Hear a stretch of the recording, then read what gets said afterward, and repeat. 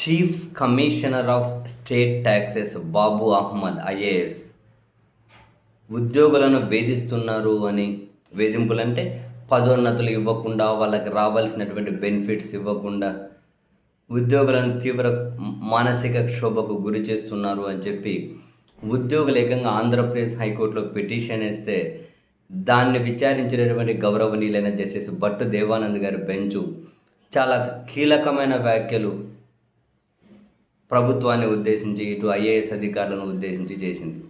ఈ ఐఏఎస్ అధికారులు లెక్క లేకుండా ప్రవర్తిస్తారు అని, వీళ్ళ వల్ల ఉద్యోగులకు ఇబ్బంది కలుగుతున్న, రాష్ట్ర ఖజానాకు నష్టం జరుగుతూ ఉన్న ప్రభుత్వం చూస్తూ ఉంటుంది అని, వీళ్ళకు చట్టమన్నా గౌరవం అన్నా లెక్కే లేదు అని,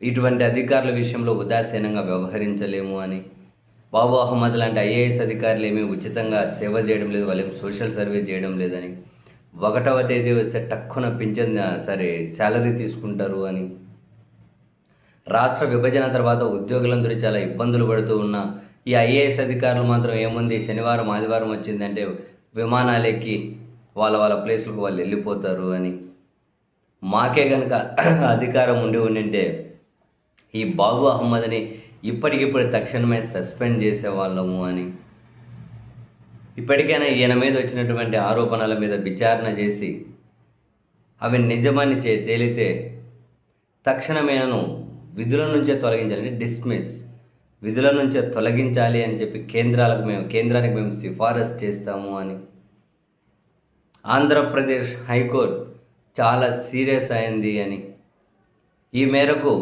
తదుపరి విచారణ నాటికి మీ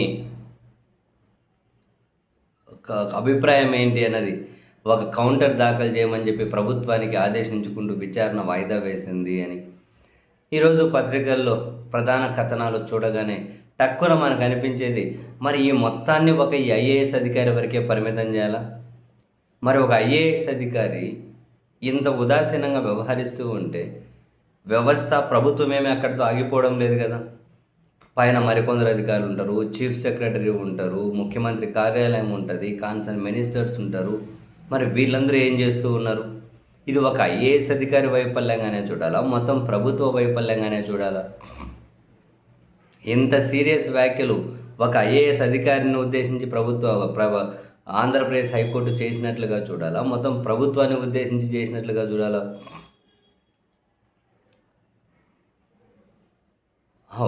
ఒక ఐఏఎస్ అధికారిని ఉద్యోగం నుంచి డిస్మిస్ చేయమని కేంద్రానికి సిఫారసు చేస్తాము అని ఆంధ్రప్రదేశ్ హైకోర్టు అంత సీరియస్గా నిర్ణయం తీసుకోబోతున్నాము అని చెప్పడం అసలు చాలా ప్రభుత్వం తీవ్రంగా పరిగణలోకి తీసుకోవాల్సిన విషయం, వాళ్ళు చాలా సీరియస్గా ఆలోచించుకోవాల్సిన విషయం. చీఫ్ సెక్రటరీ ఉంటారు, కన్సర్న్ మినిస్టర్లు ఉంటారు, ముఖ్యమంత్రి కార్యాలయం ఉంటుంది. ఓవరాల్గా ప్రభుత్వం ఘోరమైన ఫెయిల్యూర్గానే చూడాలి కదా ఇది.